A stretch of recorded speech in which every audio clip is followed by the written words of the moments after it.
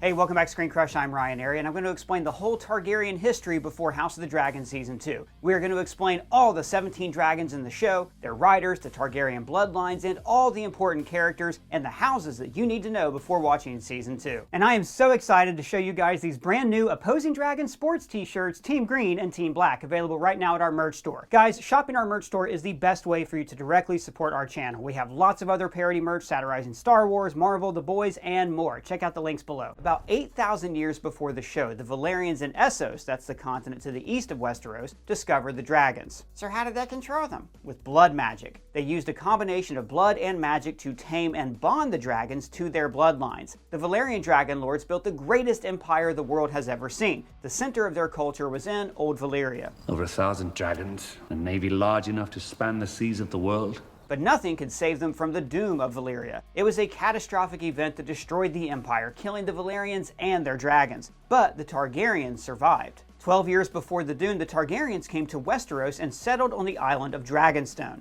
According to the legends, they left Old Valyria after Daenerys Targaryen saw the doom in her visions. Another house that survived the doom was the House Valerion. They came to Westeros even before the Targaryens, and they ruled the seas from Driftmark, but they had no dragons. 100 years after the doom, Aegon Targaryen conquered Westeros with his sister wives Visenya and Rhaenys. Aegon rode the oldest and biggest dragon, Balerion the Black Dread. Rhaenys had Meraxes, and Visenya rode Vhagar. Aegon Targaryen changed the rules. That's why every child alive still knows his name, 300 years after his death. The Targaryen dynasty was established, and the Iron Throne was forged in King's Landing. However, the house almost fell after Aegon's death. His firstborn son, Aenys, was a weak king who withered away, just like Viserys. Multiple rebellions broke out against the Targaryens. The worst of them was a religious uprising. And this is important to the show. The moment the houses smell weakness, they will rise up against the Targaryens and kill them all, even with all their dragons. Aegon's second son, Maegor, crushed the rebels and burned anyone who threatened his house. But then Maegor usurped the throne and became a brutal king. This is why they call him Maegor the Cruel. This led to the first Targaryen civil war. Like when you read Fire and Blood, you see that George R.R. Martin has created this long family tree of the Targaryens that really tells the story of Westeros. So while I was rereading this book for this video, it got me thinking, I never really knew my grandparents. My grandpa was born in 1888, so we never really got the chance to meet. And I also don't know anything about my extended family history. So I started doing a little research, and you would not believe what I found. So I signed up for MyHeritage, the sponsor of this video, and it started off really simple. I listed my immediate family members, but then they scanned through more than 19 billion historical records, census data, marriage and death certificates, and military records. Wait a minute. They're gonna make me read 19 billion documents? I can't do all that. I'm just a little dog. No, not at all. MyHeritage has an instant discovery feature where they automatically scan those documents to find your lost family connections. Every day, my family tree goes back further and further. I just kept finding more connections, and then my family tree started to intersect with other MyHeritage users who, it turns out, are also my distant relatives. They even have an AI tool that will write up a bio for your ancestors using the information that you've gathered. And then I noticed that my relatives who are also using MyHeritage hadn't even uploaded any photos. So I uploaded the first one of my grandma Clementine, who I sadly never got to meet. I was also able to colorize and enhance the photo and even animate her. So now, after reading about her whole life through these records, I finally feel like I know her. And then I found out that one of my ancestors, William McAlevey, was actually a brigadier general in the Revolutionary War and has an entire town named after him. And on the other side of my family, I was able to go back to the 1600s and find my ancestor Barthold Hildebrand in Germany, and even see the town where he lived and its coat of arms. Honestly, my mind is blown by the amount of data on this site and how easy it is to use. So I highly encourage you to sign up for the 14-day trial of the MyHeritage Complete plan, which includes the core plan with all the historical records and the DNA kit, where you can learn valuable information about your family history and your ethnic origins. You can sign up with the link below. Now back to the House of the Dragon. Maegor's nephew, Jaehaerys, united Westeros and ended Maegor's reign of terror. Jaehaerys and his sister wife, Alysanne, ruled for over 50 peaceful years. However, their male heirs tragically died, leaving the king with no apparent heir to the throne. And this brings us to House of the Dragon Season 1. The first episode opens with the Great Council in 101 AC. AC stands for After Aegon's Conquest. Or, as we like to call it, 9 years before Rhaenyra's proclamation. Trust me, it'll make it easier with the time jumps later on. And it's about 200 years before Game of Thrones and the fall of the Targaryens. To avoid a succession war, Jaehaerys had to choose between his 2 eldest grandchildren. Now, the natural choice was Rhaenys Targaryen. She's regal and wise and the daughter of the king's eldest son and heir. She rides Meleys, one of the fastest dragons, and she's married to Corlys Velaryon, the Lord of Driftmark, the Admiral of the Royal Fleet, and the richest man in Westeros. But there's just one problem. Rhaenys is a woman, and the houses would never accept a woman as their ruler. She can't do that. Shoot her or something. So Jaehaerys chose Viserys, his male heir, over Rhaenys, and ever since she's known as the queen who never was. The show then jumps 9 years into Viserys' reign. Viserys has been an okay king, but he's got 2 major problems. He and his wife Emma are unable to produce any sons. Their eldest and only child is Rhaenyra, a strong-willed and independent young princess who rides Syrax. She bonded with her from birth. Viserys' other big problem is his younger brother Daemon, the rider of Caraxes. Daemon wakes up every morning and chooses violence, and he gets away with it because his brother is the king. Daemon is the heir to the throne, but his claim is threatened because Aemma is about to give birth. However, there's a complication with her pregnancy and she is dying, so Viserys must decide who to save, his wife or the child. He chooses the baby. Aemma's brutal death gives Viserys his boy and he names him Balon after his father. Unfortunately, Balon dies shortly after, which means that Daemon is now the heir to the throne. But Otto Hightower, who serves as Hand of the King, undermines Daemon's succession, even calling him Daemon would be a second Maegor, or worse. Daemon and Otto really hate each other. Otto's daughter Alicent is best friends with Rhaenyra. Otto sends Alicent to seduce Viserys while he's grieving. Alicent has no agency. She's forced to be a chess piece in her father's schemes. So who are these Hightowers? House Hightower is one of the most ancient and powerful houses in Westeros. They were the center of power and religion before the Targaryens came along, and their seat of power is in Old Town. So Otto tells Viserys that Daemon celebrated Balon's death, even calling him The heir for a day. So Viserys disinherits Daemon and exiles him. And then Viserys names Rhaenyra as his new heir. But that's not all. Viserys tells her that Aegon the Conqueror had dreams about the long night and the return of the White Walkers. Aegon called those dreams the Song of Ice and Fire. From my blood come the prince that was promised. Viserys believes that a Targaryen must unite the world against the White Walker threat. I wouldn't worry about it. So this becomes a big part of Rhaenyra's motivation in the show. 6 months after Rhaenyra's proclamation, Viserys is the most wanted bachelor in Westeros. Corlys and Rhaenys offer him to marry their way too young daughter, Laena. What is wrong with these people? Well, Corlys is obsessed with his legacy. His wife was snubbed, so now he wants a Valyrian on the Iron Throne. History does not remember blood. It remembers names. But Viserys doesn't want to marry a 12-year-old, and most importantly, he's been getting really close to Alicent, who's been helping him with his Lego collection. Otto starts undermining Rhaenyra as he plans to marry Alicent to the king. Also, Viserys keeps getting cut by the Iron Throne. This causes an infection that will slowly spread through his entire body. So what's wrong with them? Well, you see, Aegon deliberately built the Iron Throne to be uncomfortable and dangerous, so his heirs would never sit on the throne carelessly.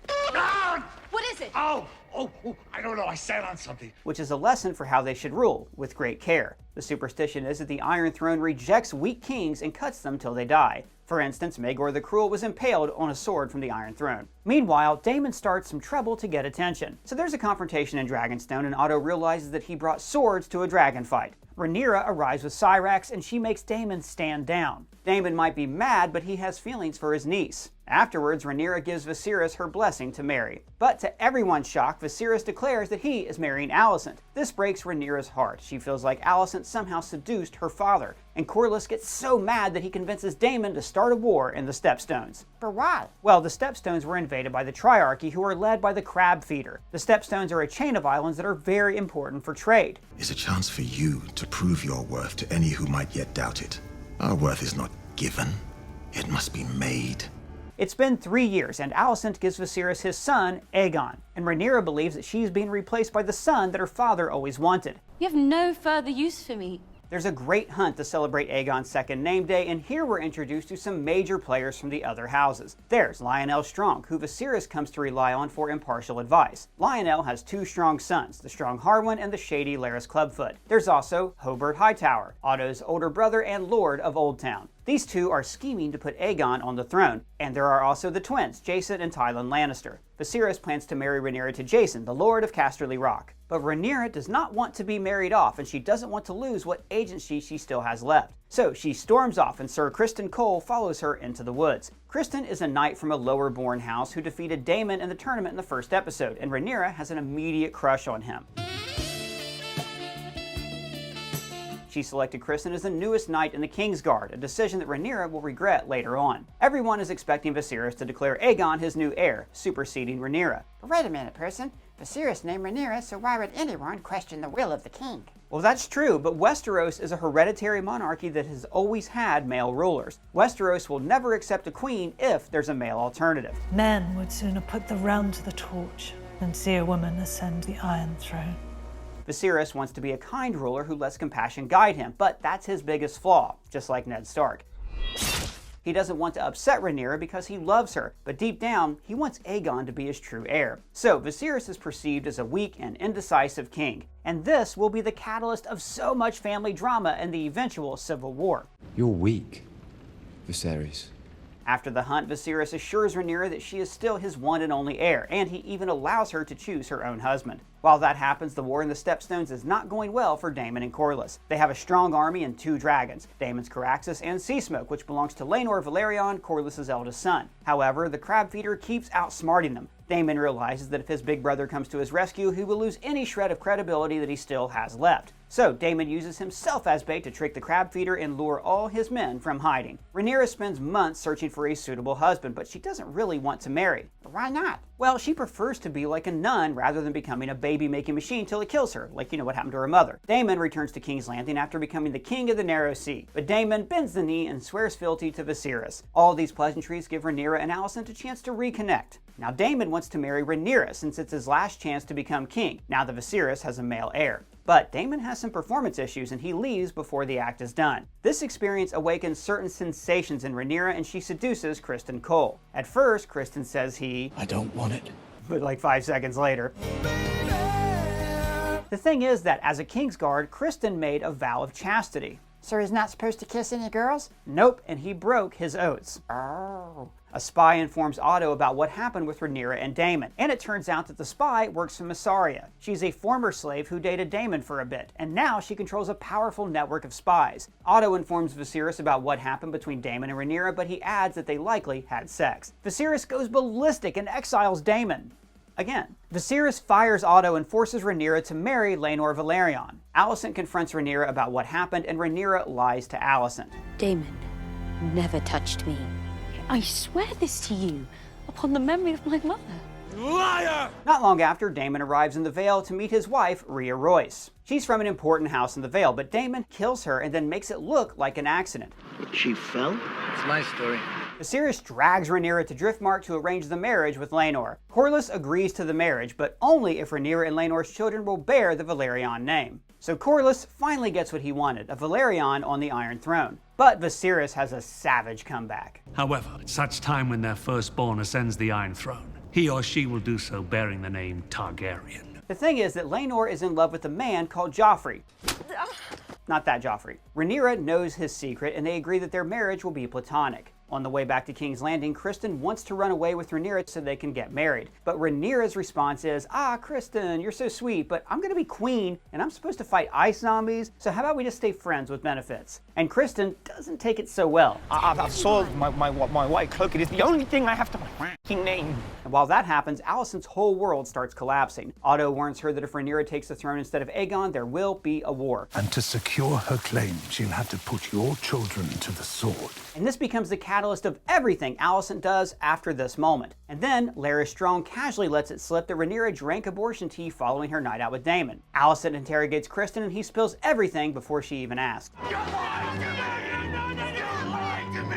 And then the wedding starts. All the important houses arrive. Daemon shows up without an invitation. And then Alicent makes a statement, arriving late and wearing a green dress. The beacon on the high tower. Do you know what color it glows when Old Town calls its banners to war? Green. Kristen loses it, attacking and killing Joffrey, Laenor's lover, in front of everyone. Afterwards, Kristen is about to take his own life, but Alicent stops him. This binds them together, and Kristen becomes completely loyal to Alicent. It's been 10 whole years, and Rhaenyra gives birth to her third son. She is now the mother of Jacaerys, Lucerys, and Joffrey. And all of them are obviously the strong sons of Laenor. You look exactly alike. One's blue! Kristen, why are you lying about this? Okay, their real father is Harwin Strong. He and Rhaenyra have hooked up a lot in the last 10 years. Everyone knows that Laenor is not the father, but they all pretend for Viserys' sake. But Viserys refuses to acknowledge the truth, which infuriates Alicent. If Rhaenyra comes into power, your very life could be forfeit.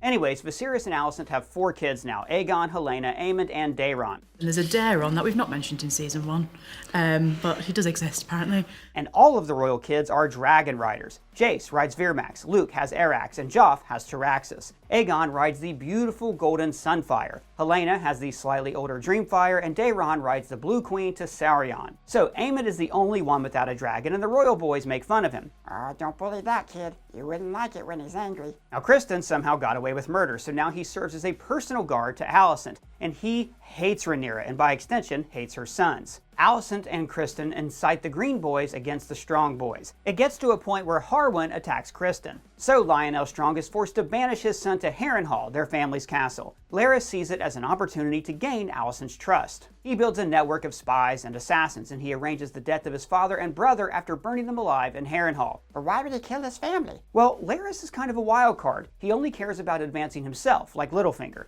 Chaos is a ladder.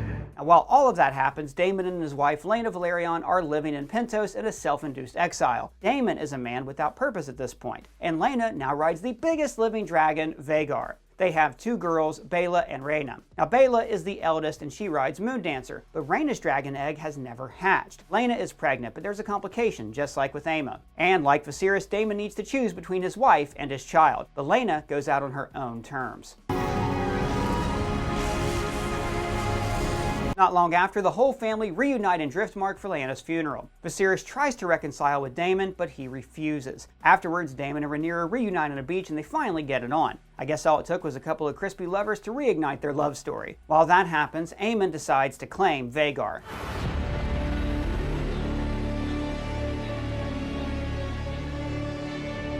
Afterwards, the kids fight. Aemond says the B word, bastards, and then he loses his eye. And then the adults fight about it. It stops being about the kids and instead about the real elephant in the room, the legitimacy of Rhaenyra's sons. And then Aemond has a mic drop.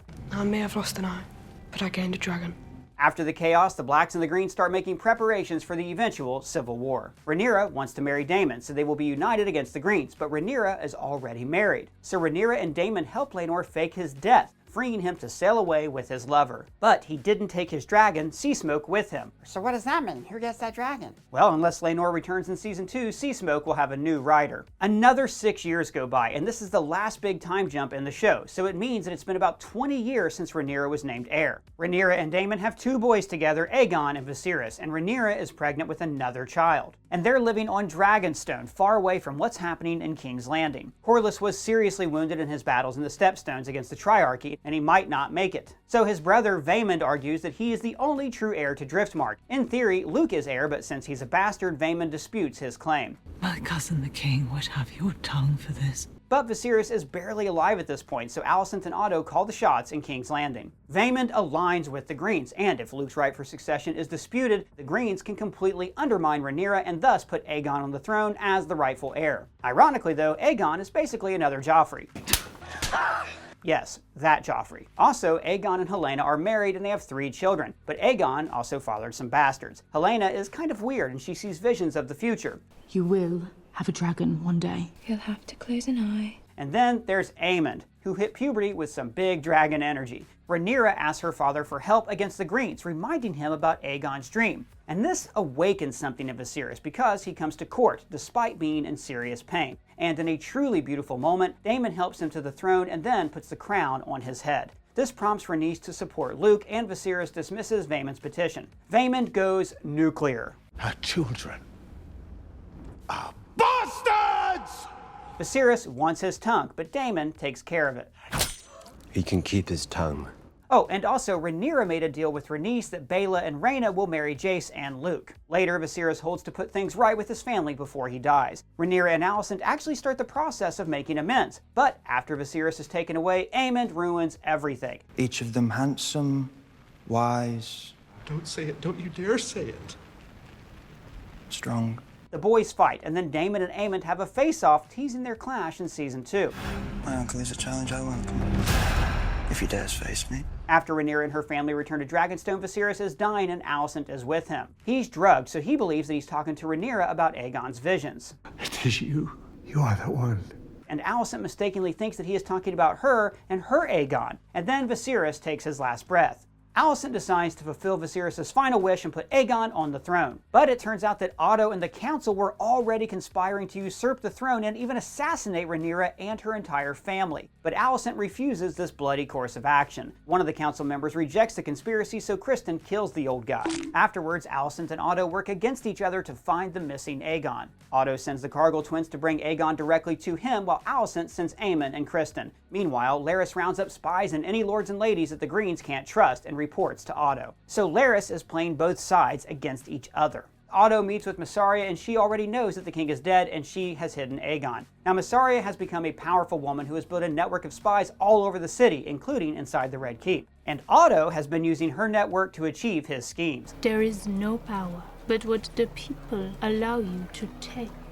Aegon is found and begs Aemon to let him leave because he doesn't want to be king. Criston drags Aegon back to his mommy, but we see that Aemon craves the throne for himself. I'm next in line to the throne. Should they come looking for me, I intend to be found.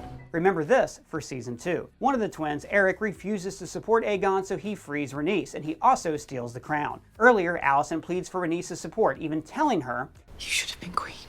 But Rhaenys sees right through it and refuses. "You desire not to be free, but to make a window in the wall of your prison." These words have a great effect on Alicent because she refuses to be her father's chess piece any longer. She intends to pursue peaceful terms with Rhaenyra, and then she promotes Criston as the new Lord Commander of the Kingsguard. This is after Sir Harold Westerling quit in protest. Finally, Alicent weakens her father's influence by having Larys destroy Mysaria's spy network. And that's important because, while the Greens and the Blacks will be fighting each other, there is actually dissension among the Greens. Oh, also, Larys has a foot fetish, and it's the creepiest thing ever in Game of Thrones, and that actually says a lot. Hide your feet, everyone.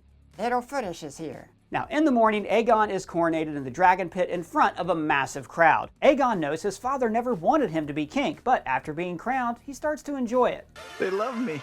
But then Rhaenys crashes the celebration, literally. She's about to kill the Greens, but then Rhaenys doesn't want to be the one who starts this war. So she flies away. Rhaenys arrives at Dragonstone and warns Rhaenyra and Daemon about Viserys' death and Aegon's coronation. Now the shock sends the pregnant Rhaenyra into having a miscarriage. In Rhaenyra's darkest hour, Eric Cargill arrives with her father's crown, and Rhaenyra is then crowned as the queen. Queen Rhaenyra Targaryen, first of her name, Queen of the Andals and the Rhoynar and the First Men, Lady of the Seven Kingdoms and Protector of the Realm. During the Black Council, Rhaenyra and Daemon start clashing over leadership. Daemon believes that his brother was murdered, and he wants to use their superior number of dragons to destroy the Greens. The Blacks have 13 dragons, while the Greens only have 4. And we've made a breakdown about all the dragons and who rides them, including a dragon that might be even bigger than Vhagar. Rhaenyra knows that when the dragons fly to war, everything burns, and she wants to unite Westeros without destroying everything because they need to be ready to fight the White Walkers. Otto arrives to discuss the Blacks' surrender. Daemon chooses violence, but Rhaenyra prevents the bloodshed after receiving a message from Alicent. What are you doing? Do you remember? But this puts Rhaenyra and Daemon at odds. Corlys recovers from his injuries and he reunites with Rhaenys. He's done with his legacy hunt and he doesn't want to choose a side, but Rhaenys believes that Rhaenyra is the best hope that Westeros has. So Corlys and Rhaenys join Rhaenyra. However, they both still believe that Rhaenyra had their son killed, so that will sure cause tension in the future. Corlys reveals that his fleet controls the Narrow Sea after defeating the Triarchy, so now they can cut off King's Landing and corner the Greens. And in case you were wondering, King's Landing, Dragonstone, and Driftmark are all around the same area of the map. Jace volunteers himself and Luke to fly on a mission to gather support from the Great Houses. Jace flies to meet Jane Eyre in the Eyrie, and then make an alliance with Lord Cregan Stark in Winterfell, while Luke flies to get the support of Boris Baratheon. In the depths of the Dragonmont, Daemon finds Vermithor. That is the dragon that belonged to old King Jaehaerys. And he is the biggest dragon, second only to Caraxes and Vhagar, obviously. Speaking of, when Luke arrives in Storm's End, he sees that Vhagar is already there. Boris Baratheon made a deal with the Greens after Aemond arranged a marriage to one of his daughters. So the Greens had the support of some big houses like the Hightowers, the Lannisters, and now the Baratheons. Aemond reveals that under his eye patch, he's got a blue sapphire eye. So yeah, he's basically an anime villain. Later, Aemond and Vhagar chase Luke and Arax during the heavy storm. It's all fun and games until Aemond learns the hard way that you don't mess around with dragons. And Aemond knows that he just ruined any chance for peace and started a war. In Dragonstone, Daemon informs Rhaenyra about Luke's death. And when Rhaenyra turns around, she chooses violence. The Dance of the Dragons is about to begin. The Dance of Dragons. Why is that a dance? And don't forget, everyone, to sign up for a 14-day free trial of the MyHeritage Complete plan. Click our link in the description to start discovering your past today. And guys, that's everything you need to know before watching House of the Dragon Season 2. Big shout out to the writer and editor of this video, Mr. Pavel T. You can find his links below. And guys, let us know what you thought of Season 1 and what you think is going to happen in Season 2. No spoilers from the books, please. Tell us down in the comments or at me on Twitter. And if it's your first time here, please subscribe, smash that bell for alerts. For ScreenCrush, I'm Ryan Airy.